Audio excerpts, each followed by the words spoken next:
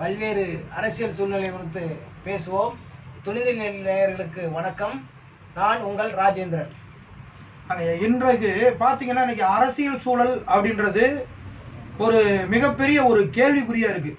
இன்னைக்கு என்டிஏ கூட்டணியில் ஒரு மிகப்பெரிய ஒரு மாற்றத்தை ஏற்படுத்தினதா இன்னைக்கு என்டிஏ கூட்டணி அவங்க அறிவிச்சிருக்காங்க. ஒரு 2 தினங்களுக்கு முன்பாக சென்னையில் மதுராந்தகத்தில் பார்த்தீங்கன்னா மிகப்பெரிய ஒரு கூட்டத்தை நாங்கள் கூட்டிட்டோம். கூட்டணி கட்சி தலைவர்களெல்லாம் நாங்கள் மேடையில் நிறுத்திட்டோம். நாங்களும் இந்த ஆளும் கட்சிக்கு ஒரு எதிரான ஒரு நல்ல மனோபாவத்தை கொண்டு வந்திருக்கோம். யாராக இருந்தாலும் எந்த விசில் சத்தமாக இருந்தாலும் எங்களை மீறி தான் போகணும் அப்படின்ற அளவுக்கு ஒரு மாபெரும் கூட்டத்தை கூட்டியிருந்தாங்க. அது வரவேற்கத்தக்க விஷயம். இதை பற்றி உங்களுடைய பார்வை என்ன?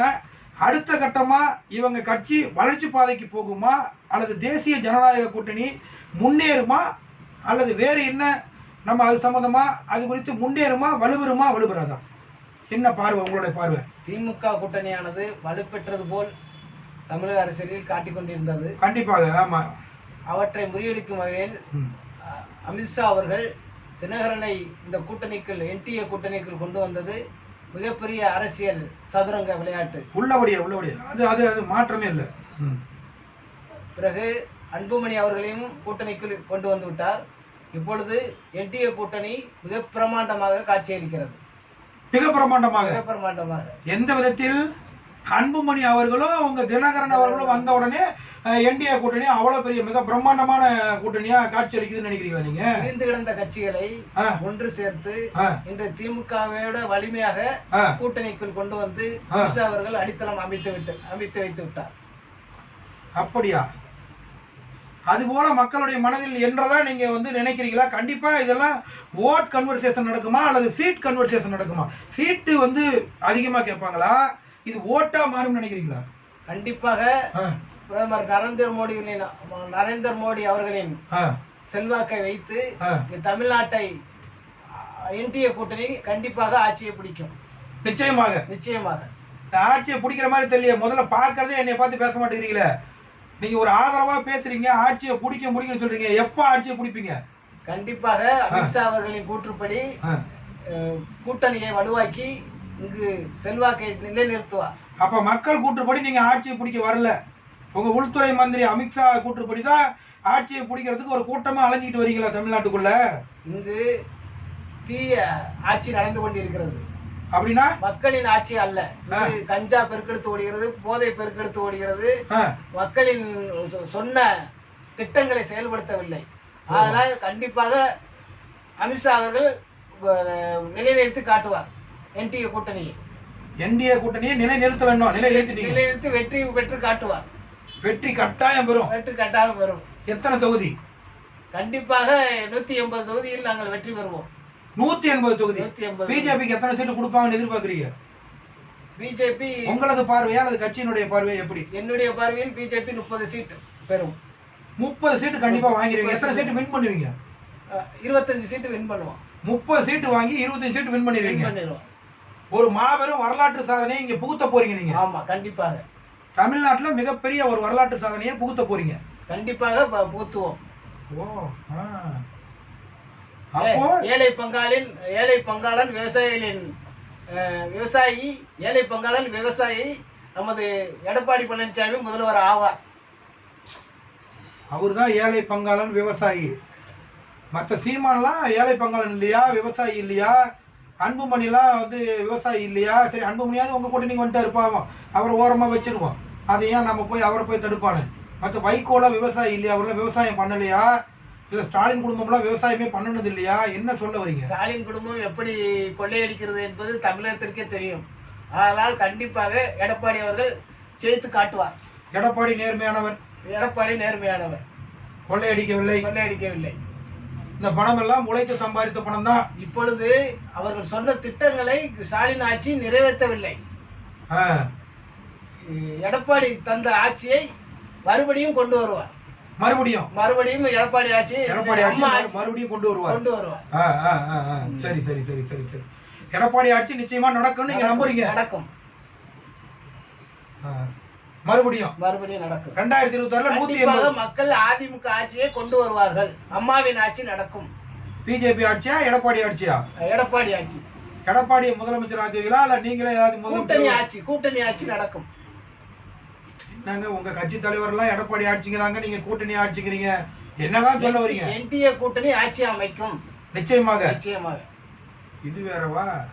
ரைட்டு, சந்தோஷம். 180 தொகுதிகளுக்கு மேலாக என்டிஏ ஆட்சி இங்கே ஆட்சி பெறும்னு சொல்கிறாங்க. நான் ஒரு பத்திரிகையெல்லாம் இருந்து என்னுடைய கணிப்பு பிரகாரம் இன்றைய நிலைமைக்கு திமுக ஒரு ஸ்டாண்டர்ட் பொசிஷனில் சொல்லக்கூடிய ஒரு நடுத்தரமான பொசிஷனில் அவங்க ஆட்சிக்கு ஆபத்து இல்லை அப்படின்ற மாதிரி நாங்கள் உணர்கிறோம். பொதுமக்களாகி நீங்களே உங்களுடைய கருத்துக்கு விட்டுறோம். நம்ம யாருடைய சார்பாகவும் பேசல, யாரையும் நம்ம எதிர்த்தும் பேசல, அது நமக்கு நோக்கமும் இல்லை. ஏன்னா நமக்கு யார் அரசியல் கட்சி தலைவராக வந்தாலும் நம்ம எல்லாரையும் ஏற்றுக்கு தான் போகிறோம். நாளைக்கு யார் முதல்வர் வந்தாலும் நம்ம ஏற்றுக்கு தான் போகிறோம். நம்மளுடைய பத்திரிகையாளர் பார்வையில் இன்றைய நிலைமைக்கு திமுக ஒரு ஸ்டாண்டர்ட் பொசிஷனும் இருக்கிற மாதிரி தெரியுது. ஆனால் பிஜேபியினுடைய மாநகர பொருளாளராக இருக்கக்கூடிய ஐயா அருமையான ஒரு ராஜேந்திரன் ஐயா அவர்கள் சொல்கிறாங்க, இல்லை எங்கள் கட்சி தான் ஆட்சி பெறும் அப்படின்னு சொல்கிறாங்க. வரவேற்போம், அதனால் ஒன்றும் தப்பு இல்லை. கண்டிப்பாக உங்கள் ஆட்சி வரணும்னு தான் நாங்களும் விரும்புகிறோம், அதில் ஒன்றும் மாற்றம் இல்லை. சரி, இந்த ஊழல் இல்லாத ஆட்சியை தருவோம்னு சொல்கிறாரு, யாரை வச்சு தருவீங்க? ஊழல் இல்லாத ஆட்சி தமிழ்நாட்டில் தரேன்னு சொல்லிட்டு பாரத பிரதமர் பேசியிருக்காரு. அகில இந்திய அளவில் நரேந்திர மோடி அவர்கள் இன்று ஊழல் இல்லாத ஆட்சியை நடத்தி கொண்டிருக்கிறார். அவர் தலைமையின் கீழ் இங்கு கூட்டணி ஆட்சி அமையும். அந்த கூட்டணி ஆட்சி ஊழல் இல்லாத ஆட்சியாக அமையும். அதுதான் அந்த ரெட்டை இன்ஜின் சொன்னீங்களே, அதுவா? கண்டிப்பாக ஊழல் இல்லாத ஆட்சியை நாங்கள் தருவோம். அந்த ரெட்டை இன்ஜின்ல ஒண்ணுல வந்து நிலக்கரிலனா அல்லது மேல கரண்ட் போகணும்னா இன்னொரு இன்ஜின் நின்று போயிடும். ரெட்டை இன்ஜின் ஆட்சி நடத்தி காட்டுவார் அமித்ஷா அவர்கள். ஓ, சரி சரி சரி சரி. அப்ப சிங்கிள் இன்ஜின் ஆட்சி இல்லது. அங்க என்ன சொல்றாங்களோ அங்க குடிமைப்பிடி வந்து மேலிடத்துல மத்திய கவர்மெண்ட்ல குடிமைப்பிடி இருக்கும். எடப்பாடி சொல்ற மாதிரி பொம்மையா ஆடணும். அப்படியா? எடப்பாடி அவர்களும் சிறந்த ஆட்சியை தருவார்கள். கண்டிப்பாக பழைய ஆட்சியை நிலைநிறுத்தி காட்டுவார். அம்மாவின் ஆட்சியை கொண்டு வருவார். அம்மாவினுடைய ஆசீர்வாதம் முழுமையா என்டிஏ கூட்டணிக்கு இருக்குதுன்னு நம்புறீங்க? நம்புறோம். சரி, எந்தெந்த தொகுதியில, ஒரு சென்னையில எத்தனை தொகுதியில வின் பண்ணுவீங்க சுமாரா? ஒரு சென்னையில அல்லது ஒரு தமிழ்நாட்டில் 180 தொகுதி சொல்லிட்டீங்க நீங்க. சென்னையில ஒரு 10 தொகுதியில வின் பண்ணுவீங்களா? சென்னையில 15 தொகுதி வின் பண்ணி காட்டுவோம். வின் பண்ணிடுவீங்க? வின் பண்ணிடுவோம். அதுல ஒன்றும் மாற்றம் இல்லை. இப்பொழுது கூட்டணி வலிமையாக இருக்கிறது. இந்த கூட்டணி கண்டிப்பாக வெற்றி பெறும். நிச்சயமா வெற்றி பெறும். அதுல ஒன்றும் மாற்று கருத்து இல்லை. திமுக கூட்டணி ஆகட்டும், மற்ற கூட்டணி ஆகட்டும், நிச்சயமா உங்கள் கூட்டணி தான் வெற்றி கூட்டணி. அப்ப விஜய்னு ஒருத்தர் விசில் அடிச்சிட்டு இருக்காரு, என்ன பண்ணலாம்? அது விஜய் கூட்டணி அமைக்கவில்லை என்று மக்களை நம்பி நிற்கிறார். தன்னந்தனியாக நின்று கொண்டிருக்கிறார். அவர் எப்படி ஓட்டு வாங்குவார் என்பது எல்லாருமே மக்களை நம்பிதான் நிக்கணும். அவர் மக்களை நம்பிதான் நிக்கிறாரு. எல்லா கட்சிகளும் ஒரு வலிமையான தோற்றத்தில் காட்சி அளிக்கிறது. வலிமையான தோற்றம். ரெண்டு திமுக அதிமுக என்று மாபெரும் கட்சிகள் கூட்டணி வலிமையோடு இருக்கிறது. ஆனால் தாவேக தனித்து விடப்பட்டிருக்கிறது. மக்களை நம்பி, உங்களுடைய பார்வையில மக்களை நம்பி இருக்கிறார். அவர் எப்படி களத்தில் வேட்டையாடுகிறாரோ அதை பொறுத்து இருக்கிறது வெற்றி. அவர் மக்களை நம்பிதான் இருக்காரு. அப்ப மக்களை நம்பி இருந்தா கண்டிப்பா வின்னிங் தானே அது. அவர்கள் கூட்டணி வலுவாக இல்லையே. கூட்டணி வலுவாக இருந்தால் இவர் வெற்றி பெறலாம். வெற்றி பெறுவதற்கு கூட்டணி இல்லையே. மக்களை மட்டும் நம்பி இருக்கிறார். மக்களை மட்டும்தான் நம்பி இருக்க வேண்டும் என்பது எனது கருத்து. அவரும் அவ்வாறே இருக்கட்டும். இருந்தாலும் கூட கூட்டணி இருந்தால் இன்னும் கூடுதல் பலம் சேரும் நீங்க நம்புறீங்க? ஓ, சரி சரி. இப்ப ஐயா ராமதாஸ் அவர்கள் எந்த கூட்டணிக்கு போவார் நினைக்கிறீங்க? ராமதாஸ் திமுகவுக்கு செல்கிறார். சரி, மதிப்பிற்கும் மரியாதைக்கும் உரிய நமது ஐயா ஓ பன்னீர்செல்வம் ஐயா அவர்கள் எந்த கூட்டணிக்கு செல்வார்கள்? அவர் விடை தெரியாமல் நின்று கொண்டிருக்கிறார். எந்த கூட்டணிக்கு போவோம் என்று. ஆனால் அவரும் பிஜேபிக்கு வருவதற்கு ஏன் உங்கள் கூட்டணி கட்சியினுடைய தலைவர் முதலமைச்சர், உங்கள் கூட்டணி கட்சியினுடைய முதலமைச்சர் வேட்பாளர் ஏன் ஓபிஎஸ் ஐயாவை அழைக்கவில்லை? அதை அழைப்பதற்கு எங்களது பிஜேபி கட்சியானது முயற்சி செய்து கொண்டிருக்கிறது. அதாவது உங்க பிஜேபி கட்சின்னு சொல்றது அமித்ஷா அவர்கள் முயற்சி செஞ்சு கொண்டிருக்கிறார். எப்படி தினகரனை கூட்டணிக்குள் கொண்டு வந்தார்களோ அதே போல் மிரட்டி ஐயா ஓபிஎஸ் அவர்கள் மிரட்டி இந்த இடி ரீடின்னு ஏடி விட்டார். அது மாதிரி நட்பின் காரணமாக தினகரன் என்டிஏ கூட்டணிக்குள் தான் இருந்தார். அவர் மறுபடியும் வருவார். அதே போல் ஓபிஎஸ் அது எப்படி 2017க்கு முன்னால வர வந்து டிடிவி தினகரன் மோடிக்கு எதிர்ப்பாகவும் மற்றவங்களுக்கு எதிர்ப்பாகவும் பேசி பிஜேபிக்கு எதிர்ப்பாகவும் பேசணும். திடீர்னு 2017க்கு அப்புறமா மோடி அமித்ஷாவுடைய பாசம் கிடைச்சி உடனடியாக உங்களுடைய கூட்டணிக்கு வராருன்னா அப்ப அது ஈடிலாம் கிடையாதோ, சும்மாவது? ஒரு குடும்பத்துல அண்ணன் தம்பி சண்டை இருக்கலாம். அண்ணன் தம்பி சண்டை இருக்கு. அந்த குடும்பத்துல மறுபடியும் சேர்றதுக்கு வாய்ப்பு இருக்கும். அவங்க வந்து ஒரு ஃபங்க்ஷன் நடந்துச்சுன்னா வந்து சேர்ந்துருவாங்க. அதே மாதிரி இன்னைக்கு நம்ம குடும்பம் நல்லா இருக்கணும்டா, கட்சியில எல்லாரும் ஒன்னா சேரும்டா அண்ணன் தினகரன் அவர்கள் இணைந்திருக்கிறார். கண்டிப்பா இது ஓட்டா மாறும் நினைக்கிறீங்க? கண்டிப்பாக மாறும், வலிமை பெறும். தென் தமிழகத்தில் நிச்சயமா ஓட்டா மாறும். தினகரன் அவர்கள் இணைந்தது வாக்கு வங்கி அரசியலாக நிச்சயமாக மாறும் என எதிர்பார்க்கிறோம். கண்டிப்பாக வலிமை பெறும். அரசியல் எல்லாம் ரொம்ப அரசியல்ல மூத்த தலைவர்கள் நிறைய சொல்லியிருக்காங்களே, 1+1 2 இல்ல, 1+1 1 தான் அப்படிங்கிறது. இங்க அப்படி இல்லையோ? 1+1 2 தான் மாறுமோ? புரியல. 1+1 2 ஆகாது, 1+1 1 தான் ஆகும். அரசியலை பொறுத்தளவுக்கு இது பள்ளிக்கூடத்து கணக்கு இல்லை, இது அரசியல் கணக்கு. தினகரனோ மற்ற யாரோ சேர்ந்தாலும் உடனடியா வந்து ஓட்டா மாறாதுன்னு சொல்றாங்க. ஆனா நீங்க ஓட்டா மாறும்னு சொல்றீங்களே, அது எப்படி? தென் தமிழகத்தில் கண்டிப்பாக வலிமை பெறும். ஓபிஎஸ் வரணுமே. ஓபிஎஸ்ஐ அழைத்து கொண்டிருக்கிறார்கள், கண்டிப்பாக வந்து சேர்ப்பார், வலிமை பெறும் கட்சி. கண்டிப்பாக ஓபிஎஸ் திமுகவில் சேருவது போல ஒரு நிகழ்வெல்லாம் ஏற்பட்டு இருக்கு. அல்லது அவருடைய கட்சியோ அல்லது கூட்டணி கட்சியோ அல்லது அவரே போய் சேர்ற மாதிரி இருக்காரு.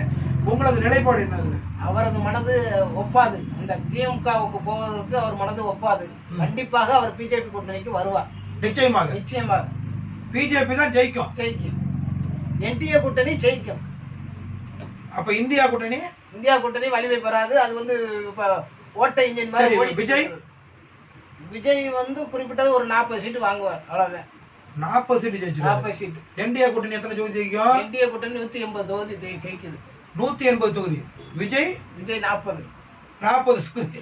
அப்ப 4 தொகுதி தான் திமுக வெல்லுமா? என்னப்பா இது ஆச்சரியமான பல உண்மைகளை அவர் பேசி வராரு, ஒண்ணுமே புரிய மாட்டேங்குது. இப்ப மொத்தமே 234 தொகுதியில 180 சீட்டு நாங்க வாங்கிருவோம். இவங்க 40 சீட்டு போற மொத்தம் 4 தொகுதி தான் திமுக. இது வந்து உள்ளபடியாக வந்து இது வந்து ஒரு நார்மலான ஒரு சிந்தனைக்கு பொதுமக்கள் இடத்தை உங்களிடத்தே விடுறேன். நான் சொல்றேன், திமுக கூட்டணி கிட்டத்தட்ட ஒரு 130 தொகுதிக்கு மேல திமுக கூட்டணி ஜெயிக்குது. திமுக மட்டுமே தனித்து 120 தொகுதிக்கு மேல ஜெயிக்குது. உங்களுடைய பிஜேபி கூட்டணி ஒரு 10 தொகுதியில ஜெயிக்குது. அந்த பிஜேபியினுடைய மற்ற கட்சியா இருக்கக்கூடிய இதர கட்சியா இருக்கக்கூடிய உங்களுடைய முதலமைச்சர் வேட்பாளர் இருக்கக்கூடிய ஏடிஎம்கே ஒரு 50 தொகுதியில ஜெயிக்குதுன்னு சொல்றேன். இது குறித்து உங்களுடைய கருத்து என்ன? தமிழக மக்கள் கண்டிப்பாக திமுகவுக்கு ஓட்டளிக்க மாட்டார்கள். மக்களின் மனநிலைமை இன்று மாறிக்கொண்டிருக்கிறது.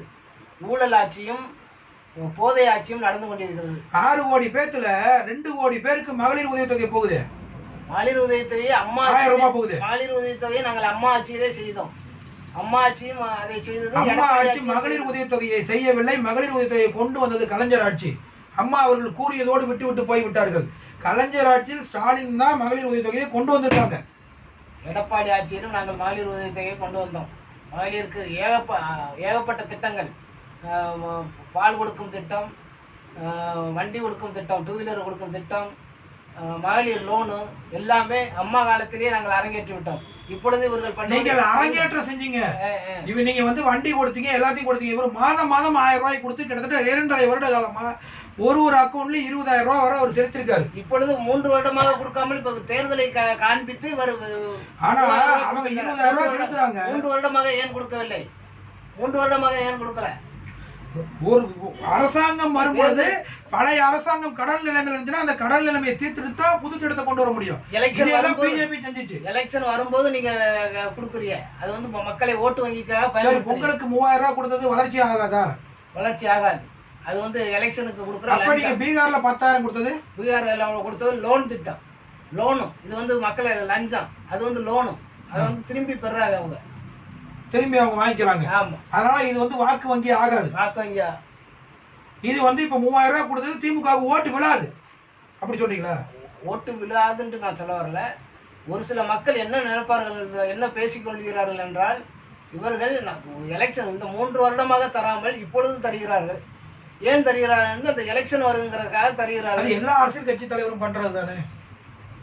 அது இவங்க மட்டும் பண்றாங்க நம்ம குறிப்பிட்டு சொல்ல முடியாது இல்ல. அது எல்லா அரசியல் கட்சியும். நான் சொல்றேன், நீங்க வந்து உங்க கூட திமுக கூட்டணிக்கு வரல, திமுக உங்களுக்கு கூட்டணிக்கு வரலன்னு தான் காழ்ப்புணர்ச்சியில பிஜேபி பேசுறீங்கன்னு நான் சொல்றேன். பிஜேபி கூட கூட்டணிக்கு வந்திருந்தா திமுக நல்ல கட்சி.